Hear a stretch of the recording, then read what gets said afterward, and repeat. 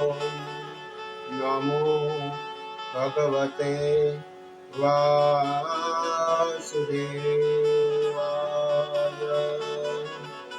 स्वस्ति श्री गणेशाय नमः। श्री सरस्वत्यै नमः। श्री गुरुभ्यो नमः। बोलिए श्री रामचंद्र भगवान की जय। श्री द्वारिकाधीश की जय। ओम नमः पार्वती पतिये हर हर महादेव हर। हरे एक बार एकादशी का महात्मा, उनका श्रवण हम आज दूसरी बार करेंगे। पद्म पुराण अंतर्गत श्री उत्पन्ना एकादशी और उनका महात्मा और उत्पन्ना एकादशी अर्थात एकादशी का जन्म कैसे हुआ, ये सब बातों की चर्चा, उसका महात्मा, उसका फल कथन और व्रत कैसे करना चाहिए, इन सब बातों की चर्चा हम आज करने वाले हैं। पद्म पुराण में उत्पन्ना एकादशी की कथा बताई और इसे नक्तव्रती कहते हैं।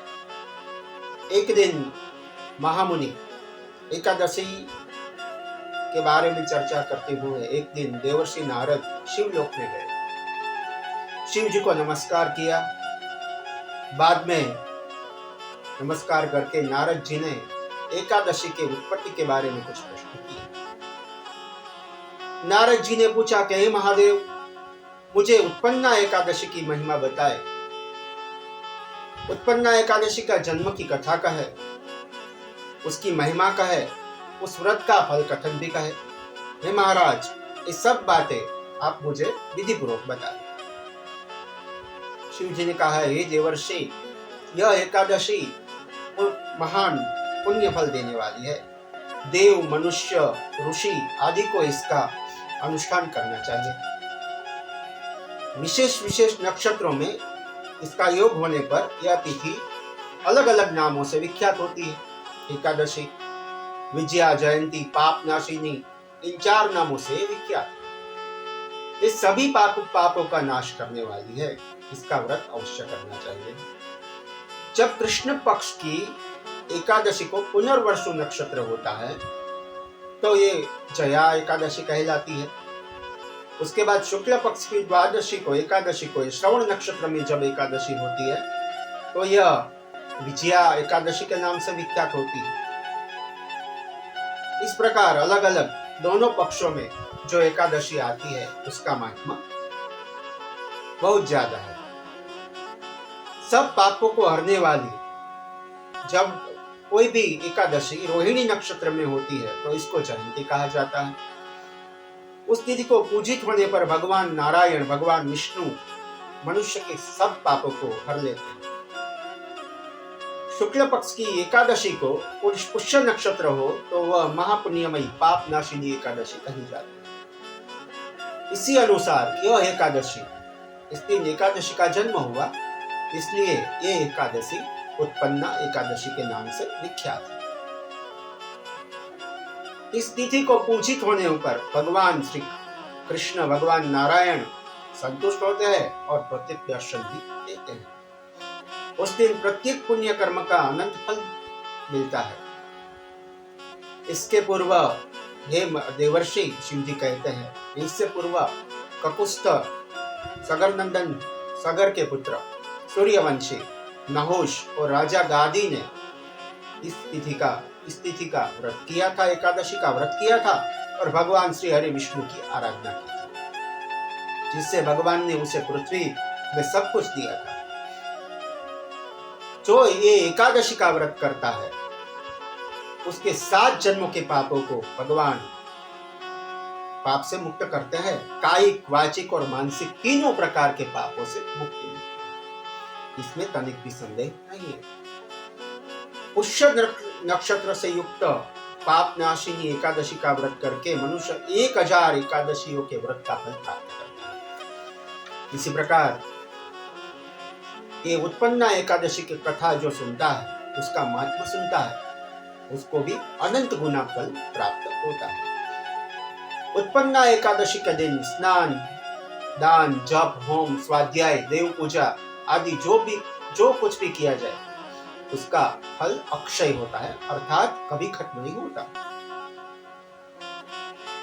जिस समय धर्मात्मा राजा शिव जी कहते हैं नारद जी को, राजा युधिष्ठिर अश्वमेध यज्ञ की दीक्षा ली, उसके बाद अश्वमेध यज्ञ पूर्ण किया, स्नान किया, उसके बाद भगवान श्री कृष्ण को उत्पन्ना एकादशी के बारे में कुछ प्रश्न किए।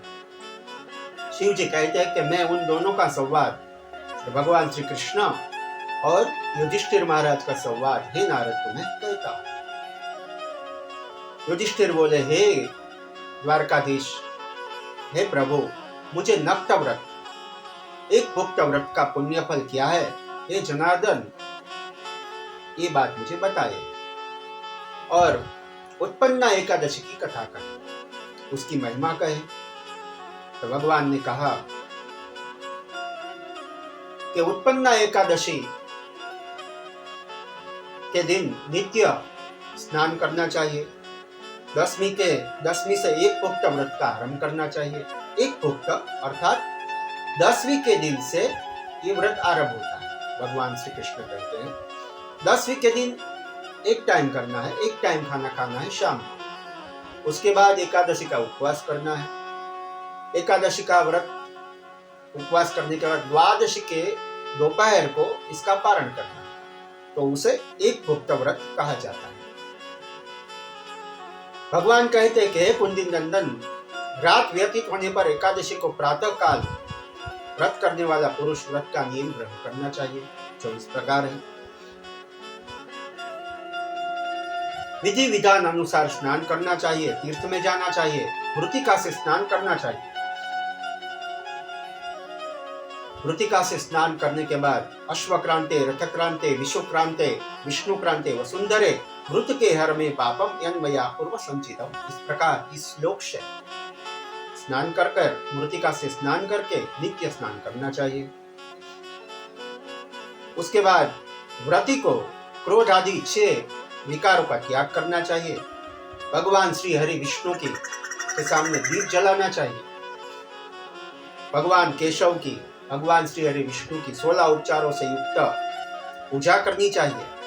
नैवेद्य लगाना चाहिए और एकादशी के दिन ये सब करने के बाद दोपहर को निद्रा का त्याग करना चाहिए, ब्रह्मचर्य का पालन करना चाहिए। उसी दिन श्रीमद् भगवत गीता, श्रीमद् भागवत पुराण या फिर विष्णु सहस्त्र नाम का पाठ करना चाहिए या करवाना चाहिए।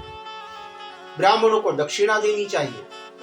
उसके सामने प्रणाम करके उनसे त्रुटियों के लिए क्षमा मांगनी चाहिए। भगवान कहते हैं कि जैसे ही कृष्ण पक्ष की एकादशी है, वैसे ही शुक्ल पक्ष की भी है। दोनों एकादशी, उसमें कुछ ज्यादा बड़ा ऐसे कुछ नहीं होता। दोनों का इसी विधि के अनुसार ही व्रत करना चाहिए।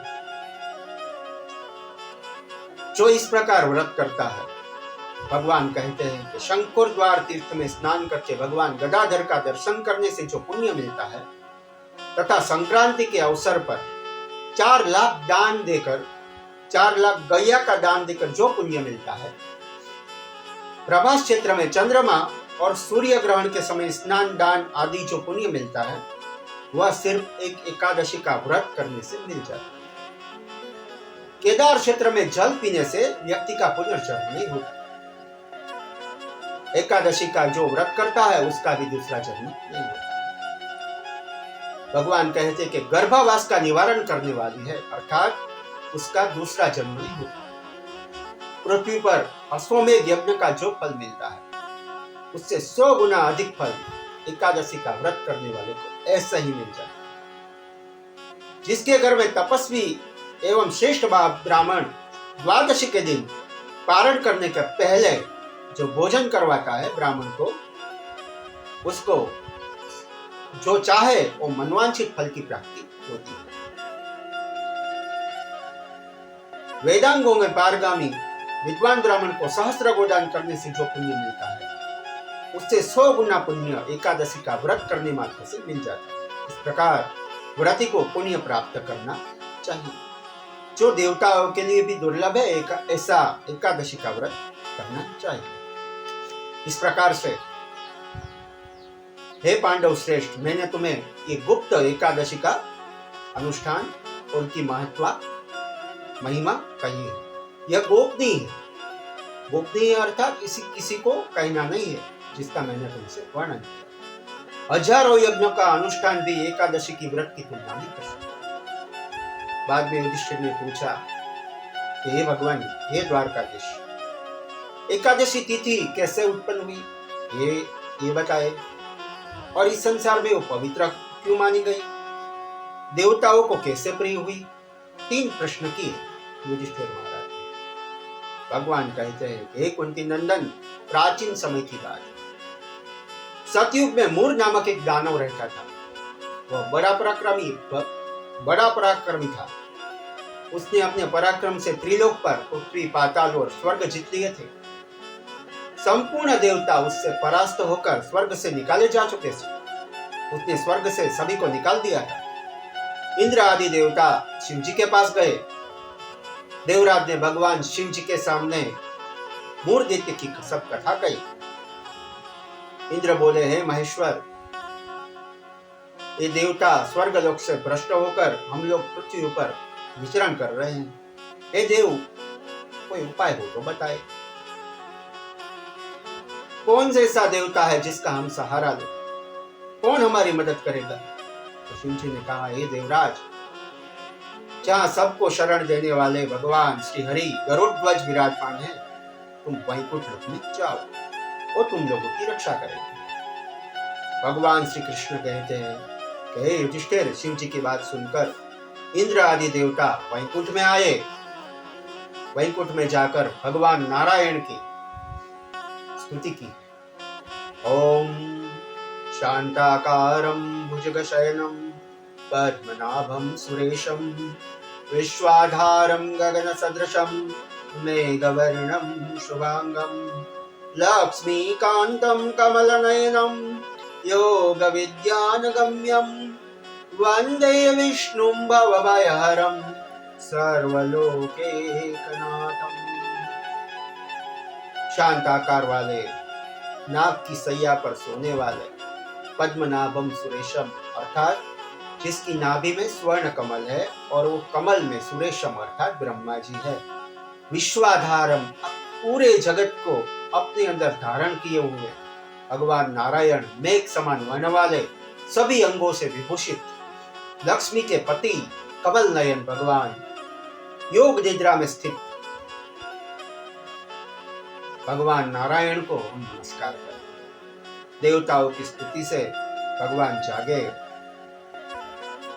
प्रभु कहते हैं कि आप लोग क्यों यहाँ आए हैं, बताने की कृपा करें। तो इंद्र बोले कि हे देवेश्वर, पूर्व काल में ब्रह्मा जी के वंश में तालध्वज नामक एक महान असुर उत्पन्न हुआ था। उसका पुत्र है मूर दानव, इसके नाम से विख्यात है। वो सभी देवताओं को कष्ट देता है और त्रिलोक में उसने अपना साम्राज्य स्थायी कर दिया है और हम लोगों को स्वर्ग से निकाल दिया, हमें मारकर हमारे राज्य से निकाल दिया है। चंद्रावती नाम से प्रसिद्ध एक नगरी है उनकी, उसी में स्थान बनाकर निवास करता है। उस दैत्य ने समस्त देवताओं को परास्त करके स्वर्ग लोक से हमें निकाल दिया है। इंद्र का कथन सुनकर भगवान जनार्दन, भगवान विष्णु सभी देवताओं को साथ लेकर मूर दैत्य की नगरी चंद्रावतीपुरी में गए। मूर दैत्य भगवान नारायण को युद्ध के लिए ललकारने लगा। भगवान श्री हरि विष्णु और मूर दैत्य के बीच भयंकर युद्ध हुआ। भगवान नारायण ने अपने दिव्य बाणों से दानवों को मारना आरंभ किया। दानव भय से विहल हो उठे। बाद में भगवान श्री कृष्ण कहते कि हे पांडु नंदन, तत्पश्चात भगवान नारायण ने दैत्य सेना पर सुदर्शन चक्र का प्रहार किया। भगवान ने लीला मात्र से सेना का विनाश किया। मूर दैत्य को स्वर्ग छोड़कर निकाल दिया, स्वर्ग से भगा दिया। इंद्र आदि देवताओं ने भगवान नारायण की प्रसन्न हुए सभी, अप्सरा नृत्य करने लगी। इंद्र आदि देवता ने भगवान श्री हरि विष्णु की स्तुति की। भगवान श्री हरि विष्णु ने इंद्र आदि देवताओं को स्वर्ग का शासन वापस दिया। इसके बाद भगवान मधुसूदन बद्रिकाश्रम में चले गए। वहां सिंहावती नामक एक गुफा है जो 12 योजन लंबी है। हे पांडुनंदन, भगवान कहते कि हे पांडुनंदन, उस गुफा में एक दरवाजा था। भगवान विष्णु उसी में सो रहे थे। आराम किया, सोने लगे वहां पर। दानव मूर भगवान से देर लेने हेतु पीछे लगा रहा। वहां पहुंचकर उसने भी उसी गुफा में प्रवेश किया। मूर्तिज्ञ भी पीछे गया। वहां भगवान को सोते देख उसे बड़ा हर्ष हुआ। उसने सोचा कि ये सोया हुआ है, ये हमारा शत्रु है, मैं इसे ऐसे ही नाश कर दूंगा। यह सोच रहा था। भगवान कहते कि हे युधिष्ठिर, दानव के इस प्रकार विचार करते ही भगवान नारायण के शरीर से आदि शक्ति स्वरूपा एक कन्या प्रकट हुई। भगवान की माया ही एकादशी के रूप में प्रकट हुई। ये भगवान की माया ही है, जो बड़ी रूपवती थी, सौभाग्यशालिनी थी तथा दिव्य अस्त्र शस्त्रों से युक्त थी। वह भगवान के तेज के अंश से उत्पन्न हुई थी। उसका बल और पराक्रम महान था। हे युधिष्ठिर, दानवराज मूर ने उस कन्या को देखा। कन्या ने युद्ध का विचार करके दानव के साथ युद्ध के लिए यातना की। युद्ध छिड़ गया। कन्या सब प्रकार की युद्ध कला में निपुण थी। फिर भी एकादशी कन्या ने श्री हरि विष्णु को जगाया। भगवान श्री हरि विष्णु जागे। उसके हुकार मात्र से मूर दैत्य को भस्म हो गया। बाद में भगवान ने उस कन्या को देखा। यहाँ पर संवाद है। एकादशी भगवान की माया ही है। भगवान स्वयं अपनी माया को के साथ चर्चा कर। श्याम वर्णधारी महातेजस्वी आदिशक्ति रूपा एकादशी कन्या को देखा भगवान ने कहा, हे कल्याणी, तुम्हारे इस कर्म से तीनों लोक के मुनि और देवता आनंदित हुए। अतः तुम्हारे मन में जैसी रुचि हो उसके अनुसार मुझसे वर मांगो। वह कन्या साक्षात एकादशी ही थी, भगवान की माया थी। उसने कहा, हे प्रभु, यदि आप प्रसन्न है तो मैं आपकी कृपा से सब तीर्थों में प्रधान बनूं। समस्त विघ्नों का नाश करने वाली तथा सब प्रकार की सिद्धि देने वाली देवी बनूं। हे जनार्दन, जो लोग आपसे भक्ति रखते हुए मेरे दिन को उपवास करेंगे उन्हें मैं सब प्रकार की सिद्धि प्राप्त हो, ऐसा वरदान दीजिए।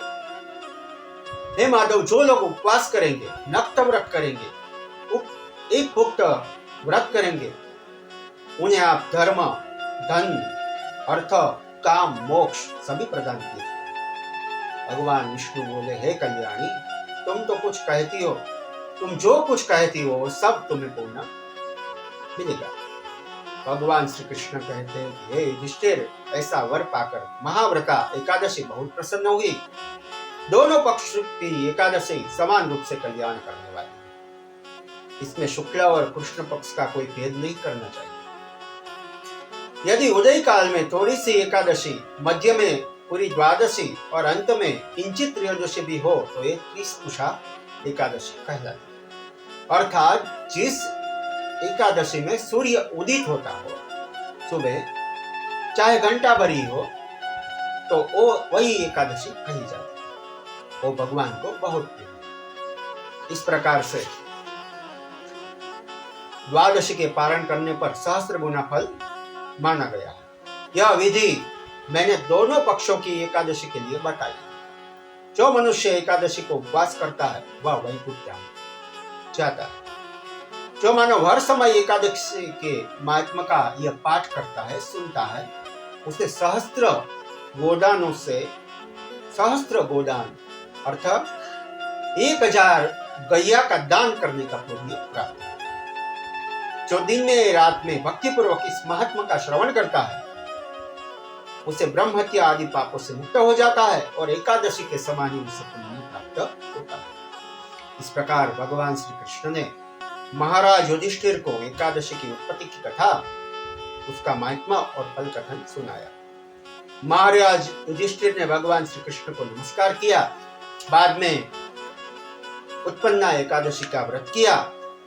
बाद में नारद जी ने शिव जी से एकादशी की महिमा और कथा सुनी। नारद जी ने शिव जी को नमस्कार किया। बाद में नारद जी ब्रह्मलोक में गए। हम भी भगवान श्री हरि विष्णु को नमस्कार करते हुए जय घोष के साथ आज की चर्चा को विराम देते हैं। फिर मिलेंगे अगली एकादशी में उसका महात्मा, उसका फल कथन के साथ। तब तक के लिए ओम नमो भगवते वासुदेवाय, श्री कृष्णाय गोविंदाय नमो नमः। बोलिए श्री द्वारिकाधीश की जय।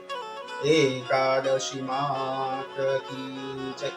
ओम नमः पार्वती पतये हर हर महादेव। जय जय श्री राधे, जय जय श्री राधे, जय जय श्री राधे। श्री वृंदावन बिहारी लाल की